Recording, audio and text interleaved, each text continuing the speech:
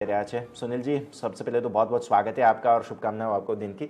और देख रहे हैं हम कि जो ग्रोथ स्टोरी बनाने की योजनाएं हैं हमारी, इन्फ्लेशन हो, बाकी सारी बहुत सारी चीज़ें हों, लेकिन इंडिया जो है वो अब आगे बढ़ने की पूरी पूरी कोशिश कर रहा है। और ग्लोबल जो भी सेंटिमेंट्स हो, लेकिन हमने बहुत अच्छे से ग्रोथ बताया है और हमारे मार्केट्स भी यही स्टोरी जो है वो फॉलो कर रहे हैं और लाइफ हाइस के नज़दीक फिर से एक बार आने लगे हैं। सुनील जी, सबसे पहले तो जो इन्फ्लेशन और जो सिचुएशन हम देख रहे हैं, रेट्स अपसाइकिल की सिचुएशन में अभी हम हैं, उसको देखते हुए पहले तो आपके क्यूज़ क्या देखना चाहिए भारत को? इंटरेस्ट रेट्स बढ़ रहे हैं लेकिन फिर भी डिमांड सिनेरियो में कोई इम्पैक्ट आता हुआ हम देख नहीं रहे। ये देखिए कि क्या है कि करीबन $600 बिलियन एफआई के फ्लोस हमारे मार्केट में है ऑलरेडी मौजूदा। तो उसके अंदर जो डेल्टा होता है ना कि करीबन मैं समझूंगा कि 10% तक उसमें 50 to 60 बिलियन का डेल्टा आ जाता है। तो ये ना इंटरनेशनली जब इंटरेस्ट रेट हाइक होते हैं तो पार्टिसिपेंट्स डर जाते हैं कि क्या पैसा महंगा होगा उधर, तो क्या फंड्स कम उनकी एबिलिटी इंडिया में निवेश करने का हो जाएगा। एक डर के कारण कुछ सेलिंग होता है। बट एक्चुअल रियलिटी में आप देखेंगे तो इसमें जो इंटरेस्ट रेट हाइक से संबंधित फ्लोस है ना, अगर आप टेक सॉवरेन वेल्थ फंड लीजिए, पेंशन फंड्स लीजिए, म्यूचुअल फंड्स लीजिए, ईटीएफ्स लीजिए और फिर हेज फंड्स लीजिए, मैं कहूंगा कि इसमें हेज फंड्स और ईटीएफ ही थोड़ा वॉलेटाइल होते हैं। तो इंटरेस्ट रेट फ्लो का जो रेट हाइक का ऐलान होता है ना, उससे मार्केट पार्टिसिपेंट रिएक्ट करते हैं। तो डेटा जब अमेरिका में आती है कि इन्फ्लेशन उतनी नहीं बढ़ रही है या ग्रोथ धीमी हो रही है, यानी उधर डिमांड ड्रिवन इन्फ्लेशन होता है, तो ऑटोमेटिकली मार्केट को एक ये मिलता है कि अच्छा रेट हाइक उतना नहीं होगा, तो उतना डर नहीं है कि महंगा पैसा के कारण पैसा बाहर जाएगा, तो ऑटोमेटिकली आपको एक फ्लोस में पॉजिटिविटी आ जाती है। बट लॉन्गर टर्म में आप सिचुएशन देखिए कि अल्टीमेटली इन्फ्लेशन को कंट्रोल में लाना है फेड का काम, और उस कार्य में अगर उनको लाना है तो डिमांड को गिराना है, तो डिमांड गिरेगा तो स्लो डाउन जरूर आएगा, और स्लो डाउन आएगा तो कमोडिटी की दाम गिरेगी। तो that's the way inflation control में आएगी ना, डिमांड के थ्रू ही। तो ये एक लॉन्ग टर्म जर्नी है, 6-9 महीने भी लग सकते हैं। और उस कमोडिटी डिफ्लेशन का सिचुएशन इंडिया के लिए पॉजिटिव है, क्योंकि हम ऑयल जैसे कमोडिटी 83% हम इंपोर्ट करते हैं। तो मेरे ख्याल में शॉर्ट टर्म मूव एक फ्लोस के डर के मारे, इंटरेस्ट के मारे थोड़े हिल जाते हैं, मगर लॉन्गर टर्म में एक डिफ्लेशनरी सिनेरियो कमोडिटीज की जो बन रही है वो इंडियन इकोनॉमी और इसलिए इंडियन मार्केट्स के लिए भी मैं कहूंगा एक अच्छी बात है। अब सर, हम ऑब्वियसली देख रहे हैं कि जो फ्रेंजी है बाइंग अपॉर्चुनिटीज़ की, वो ऑब्वियसली यहाँ पर हमारे भारतीय मार्केट्स में देख रहे हैं हम। अब जो फॉरेन इन्वेस्टर्स थे, इंस्टीट्यूशनल इन्वेस्टर्स थे पर्टिकुलरली, वो भी अब धीरे धीरे फिर से एक बार बाइंग अपॉर्चुनिटी में आने लगे हैं। नहीं तो उन्होंने इन्वेस्टमेंट निकाल निकाल के अपने यूएस बॉन्ड्स वगैरह में डाला था, अब वो भी स्टेबल होने लगे हैं, बॉन्ड यील्ड्स भी, और इसके साथ साथ भारतीय मार्केट्स में फिर से पैसा आने भी लगा है। तो ऑब्वियसली जिस तरह के ट्रेंड हैं, अब यहाँ से आगे दिसंबर नवंबर हिस्टोरिकली भी हमने देखा है कि यहाँ पे बहुत अच्छे रिटर्न्स बने हैं, तो होप्स आर हाई सर। नहीं देखिए, मगर ये बात है ना, आपने कहा कि जी। बॉन्ड यील्ड के राइज के कारण उधर पैसा जा रहा है, मगर ये इंडिया में जो पैसा आता है ना वो इमर्जिंग मार्केट पूल के अंदर इंडिया को मिलता है। राइट? क्यों मैं कह रहा हूँ ये इमर्जिंग मार्केट पूल से बॉन्ड में पैसा नहीं जाता है। इमर्जिंग मार्केट पूल के अंदर क्या हुआ था पिछले साल अक्टूबर से लेकर, क्योंकि कमोडिटी इन्फ्लेशन हो रही थी इसलिए इन्फ्लेशन बढ़ गई ना, तो कमोडिटी इंपोर्टर जैसे इंडिया जैसे देश से कमोडिटी एक्सपोर्टर जैसे ब्राजील या साउथ अफ्रीका, उनकी ओर पैसा डाइवर्ट हो गया था। बस उसी का वापसी का अभी इंतजार है। आपको यूएस मार्केट में एडवांस देशों में जो निवेश करते हैं इंस्टीट्यूशंस, वो वहां से रिस्क लेकर इमर्जिंग मार्केट में नहीं डालते, मगर एक जो कंपैटिबल विद रिस्क है, जो इमर्जिंग मार्केट में एनीवे कमिटेड है, मगर उसके अंदर कौन सा इमर्जिंग मार्केट बेहतर करेगा, वहां पे आज इंडिया का स्थिति बहुत बेहतर दिख रहा है, क्योंकि एक डिक्रीजिंग कमोडिटी प्राइसेस इंडिया जैसे इकोनॉमी, एक ग्रोथ इकोनॉमी के लिए बहुत बढ़िया पॉजिटिव है। इसलिए मैं कहूंगा कि एक reallocation of emerging market flows from commodity exporting emerging market to commodity importing emerging market जैसे इंडिया, यही एक कारण आप देख रहे हैं कि एक एफआईएस की फ्लोज आके यहाँ पे एक फ्यूचर आउटलुक की एडवांटेज उठाकर निवेश कर रहे हैं।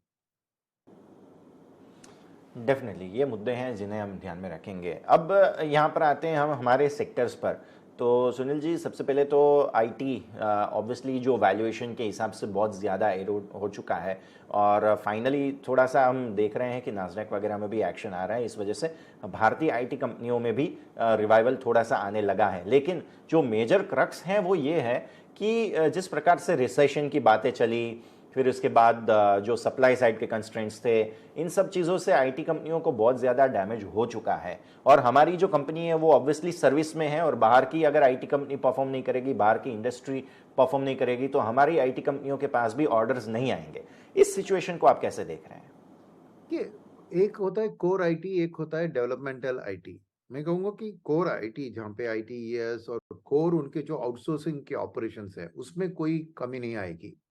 ये कोविड के कारण, पैंडेमिक के कारण जो एक बदलाव आईटी के क्षेत्र में, यानी एंड यूजर कंपनी में बहुत सारे वर्क फ्रॉम होम की सिचुएशन, हाइब्रिड वर्किंग की सिचुएशन, इंटरनेट ऑफ थिंग्स की सिचुएशन, 5G आ रहा है, उसके कारण जो ट्रांसफॉर्मेशन होगा वो सब थोड़ा डिले हो जाएगा। इसलिए जो आईटी में एक बाउंस आया था कोविड के टाइम में, वो ये सब ग्रोथ फैक्टर्स को लेते हुए उनकी पी रेशो में एक्सपेंशन आपने देखा था। अब जैसे रिसेशन आ रहा है, वो सब एक्सपेंशन प्लान्स तो आज नहीं होंगे जैसे आप कह रहे हैं, मगर कोर आईटी का डिमांड तो जारी रहेगा, वो नंबर वन।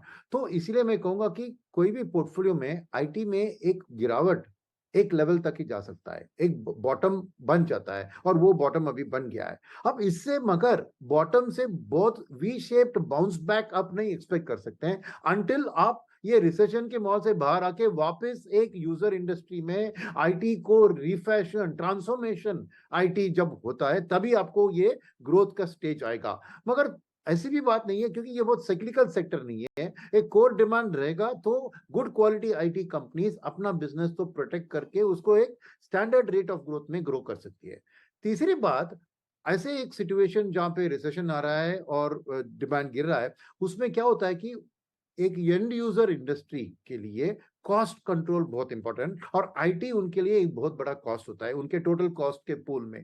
तो क्या होता है कि इन इंडिविजुअल कंपनीज को अपॉर्चुनिटी मिलती है कि कुछ कॉस्ट कटिंग करके वो मार्केट शेयर गेन कर सके एट द एंड यूजर। यानी जैसे मैं नाम नहीं लूंगा, मगर समझे कि विप्रो के मार्केट शेयर से इन्फोसिस गेन हो सकता है, कॉग्निजेंट के मार्केट शेयर से एचसीएल को गेन मिल सकता है। तो with in the IT pack भी हमें देखना चाहिए कि किसका एक अच्छा कॉस्ट कंट्रोल है, किसका बिजनेस मॉडल में एक फ्लेक्सिबिलिटी है, ताकि वो नया business at the cost of other, ये एक ग्रोथ से नहीं आ रहा है मगर सब्स्टिट्यूटिंग द अदर प्लेयर, तो कुछ विनर्स होंगे, कुछ लूजर्स होंगे।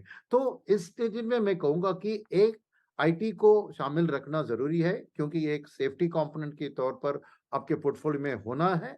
मगर इंडिविजुअल स्टॉक्स में बदलाव आ सकता है, इसलिए एक आईटी का जो डाइवर्सिफाइड पोर्टफोलियो होता है, आइदर थ्रू सेक्टोरल फंड्स या थ्रू रेगुलर म्यूचुअल फंड, उसमें वो चुनेंगे कि कौन सी आईटी कंपनीज विनर्स हो सकते हैं, उनके ऊपर ज्यादा एलोकेशन देंगे। तो ऐसी आप बेनिफिट ले सकते हैं इस आईटी की सिचुएशन से। ओके, तो ये व्यू है, इसके ऊपर हम ध्यान रखेंगे।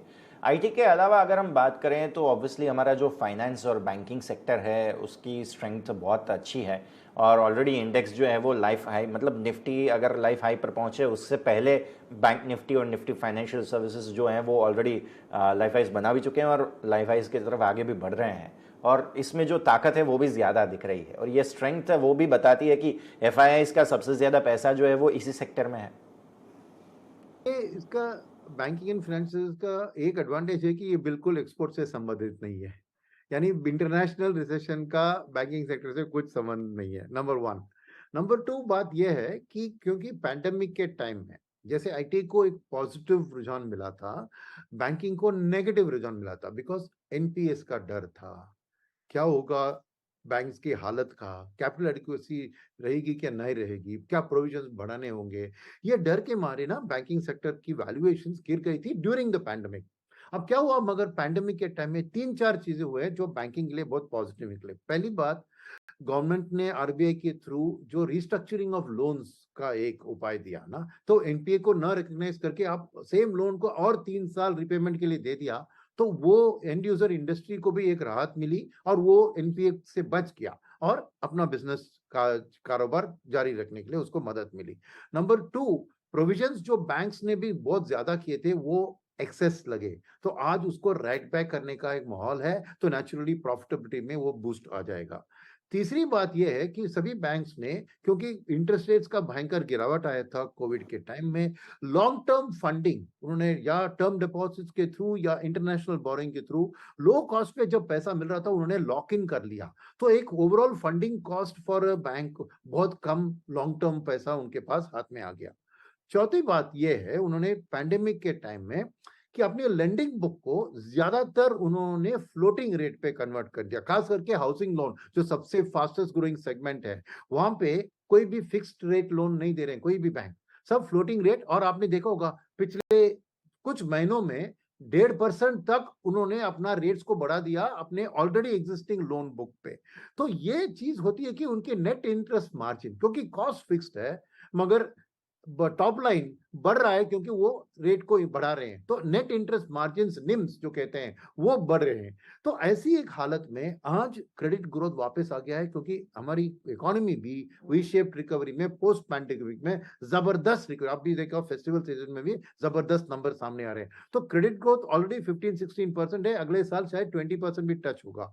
तो एक जब डिमांड फॉर लोन अच्छा है, पैसा हाथ में है, तो बैंक्स के लिए एक मैं कहूंगा स्वीट स्पॉट है आज banking industry. NBFC, good quality NBFC को भी इसमें जुड़ना चाहिए। तो एक राइजिंग पर कैपिटा इनकम जो हमारे देश में आ रही है, अगले 5-6 साल में शायद दुगना हो जाएगा हमारा पर कैपिटा इनकम। तो नेचुरली कंज्यूमर डिस्क्रिशनरी की ग्रोथ बैंक फाइनेंस के थ्रू होगा, हाउसिंग की ग्रोथ, ऑटो की ग्रोथ, सब बैंक के लिए बैंक फाइनेंस की जरूरत है। तो naturally demand for loan strong है, मार्जिन्स भी वाइडन हो रहे हैं, तो बैंक्स एक अच्छे पिक है। और एफआईएस भी ये रिकॉग्नाइज कर रहे हैं कि जो भी हालत इंटरनेशनली हो, रिसेशन या ना हो, डिलेड रिसेशन, स्लो डाउन जो भी है, इंडियन बैंकिंग इंडस्ट्री का डोमेस्टिक और इसके ऊपर जो मैं कहूंगा एक फ्रॉथी लेयर जो है वो है कैपेक्स। क्योंकि कैपेक्स का रिवाइवल जो देख रहे हैं गवर्नमेंट की इंफ्रास्ट्रक्चर प्रोग्राम के कारण, पीएलआई स्कीम के कारण, और प्राइवेट सेक्टर का भी कैपेसिटी यूटिलाइजेशन आज 75 से ऊपर बढ़ गया, तो उधर जो फ्रेश कैपेसिटी क्रिएशन की बात हो रही है, ये सब के लिए बैंक फाइनेंस बहुत जरूरी है। और ऐसे कॉर्पोरेट लोन्स को भी आज, अगर पिछले 3-4 साल देखें, it was a retail loan boom जो बैंकिंग को ड्राइव किया। अब अगले साल हमने देखूंगा कि corporate loan book plus retail loan book दोनों उनके हाथ आएंगे और डिमांड फॉर बैंक फंड्स बढ़ते ही जाएगा, बढ़ते ही जाएगा। तो banking as a sector is a good sector to pick अभी इस वक्त में।